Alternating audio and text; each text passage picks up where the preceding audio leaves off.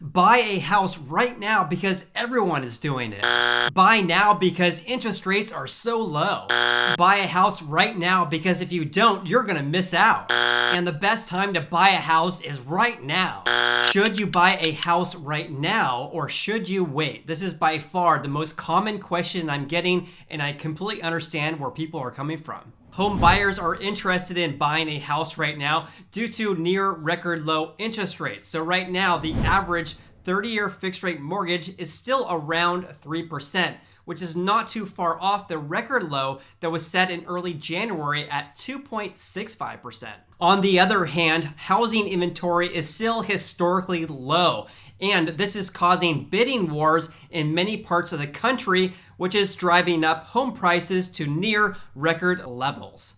So what should you do right now? Should you take advantage of these record low interest rates and buy a house right now? Or should you wait out this red hot housing market and wait until home prices decrease? That's the topic of today's video. And before that, please hit the like button. I greatly appreciate that. And also consider subscribing if you haven't done so already. I post videos about how this pandemic is affecting our real estate market, and I really enjoy making these videos for you. So let's go ahead and dive right into the video. First of all, and to be clear, I am not making this video to tell you what to do. I'm just some guy on YouTube. I don't know what your circumstances are. I don't know what your real estate goals are. Everyone is different. Instead, it's my hopes that after watching this video, you'll be more informed about a real estate market now so you can make a more informed decision about whether you should wait or buy a house right now. And let's face it, no one can predict what the housing market is going to be doing with absolute certainty. And my crystal ball broke a long time ago. However, I'll give you my recommendations towards the end of this video, so stick around for that. So here's what I would want to know if I was buying a house this year. Let's first talk about home prices in the US because CoreLogic just released a report today that said that home prices in January experienced their first double-digit annual increase since November 2013 with a 10% gain.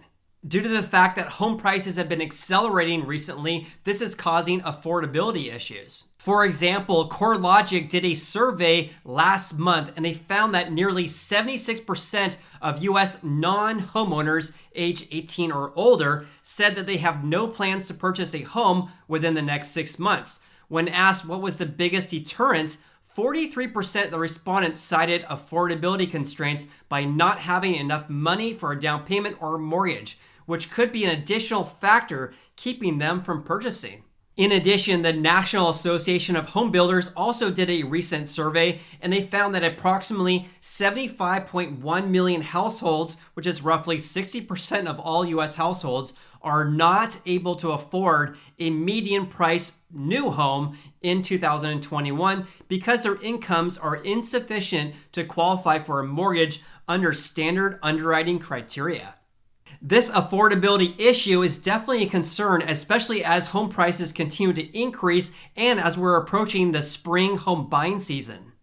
In the US, the median home price of a brand new house is currently at $346,400, whereas the median price of an existing home in the US is currently at $303,900.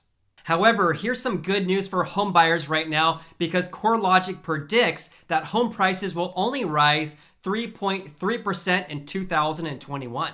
The president and CEO of CoreLogic had a really good quote here that I want to share with you. He said, "Heavy competition for the few houses on the market drove home prices to historic highs, and mortgage rates are no longer enough to sway the affordability challenges for consumers. While new construction may help balance home prices towards the end of 2021, we may expect to see demand slow in the medium term." Here's a concern that I have. So if home prices continue to increase and mortgage interest rates remain flat or increase, this is going to be causing a big affordability issue. Mortgage interest rates are about 0.5% lower than a year ago, but they have started to creep up over the last 2 weeks. In my opinion, it's a little bit too early to tell whether or not this is going to be a long-term trend of rates rising or not. However, some experts are predicting that we are going to have an increase of rates this year. For example, the Mortgage Bankers Association is forecasting that mortgage rates will increase to 3.4% by the end of this year. That would be about 0.5% higher than rates are right now. My really good friend Jim Black, who is a loan officer and the owner of All Cal Financial in Santa Cruz, said that for every 1% increase in rates is a decrease of 11 to 12% in buying power. In other words, if you are pre-approved for $300,000, yet mortgage rates just increased by 1%, then your amount that you are pre-approved for just dropped between $33,000 to $36,000. Therefore, it's very important to follow what interest rates are doing right now. As I mentioned in my video last week, mortgage interest rates are tied loosely to the 10-year U.S. Treasury note. So when the yield on the U.S. Treasury note increases, that could cause mortgage rates to increase as well. In contrast, if the yield decreases, that could cause mortgage interest rates to decrease as well. You should be aware that the 10-year U.S. Treasury yield has increased greatly this year. The yield was just under 1% at the beginning of the year, and it peaked to over 1.5% last week. However, it has decreased somewhat over the past several days.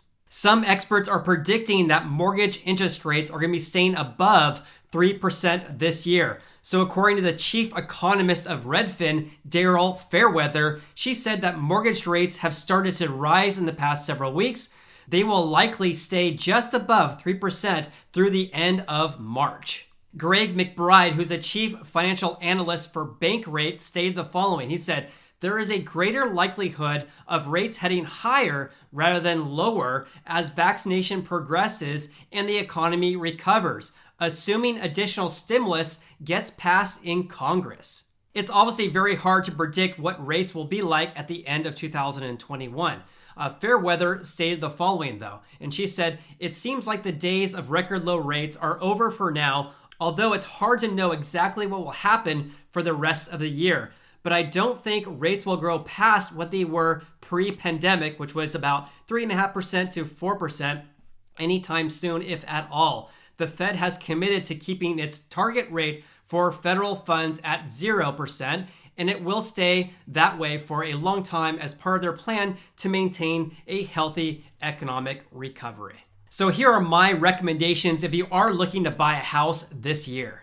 Home prices cannot increase indefinitely. So overall, home prices have increased over the long run, but it's normal to have years of home price appreciation followed by years of prices declining. I mention this because I think that some people are buying houses right now with a thought that home prices are going to continue to skyrocket.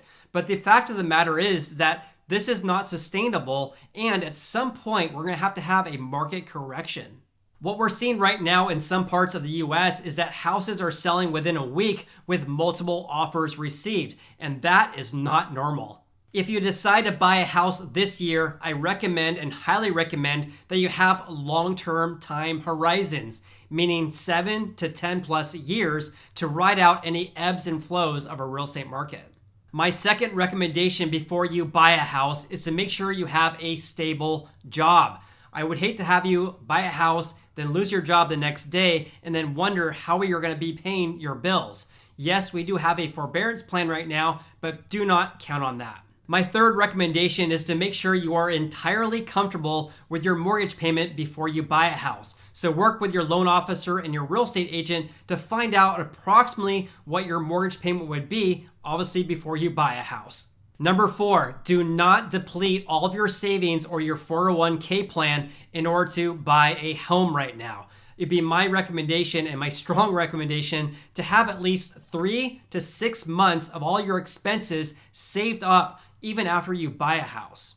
My fifth recommendation here is to make sure you surround yourself with knowledgeable and experienced advisors. That'd be your loan officer and your real estate agent. I always tell people that buying a house is one of the biggest financial decisions you'll ever make. So make sure you're working with experts. Comment below if you have anything to add here, and also if you have any questions. I do my best to respond to all of my comments here. If you enjoyed watching this video, please hit the like button. I greatly appreciate that, and also consider subscribing as well. I post videos about how this pandemic is affecting our real estate market, and I really enjoy making these videos for you, even though YouTube is definitely not my full-time job. Also, you can follow me on Instagram. I'm Sacramento Realtor. Hope you have an awesome day, and I look forward to seeing you on the next video.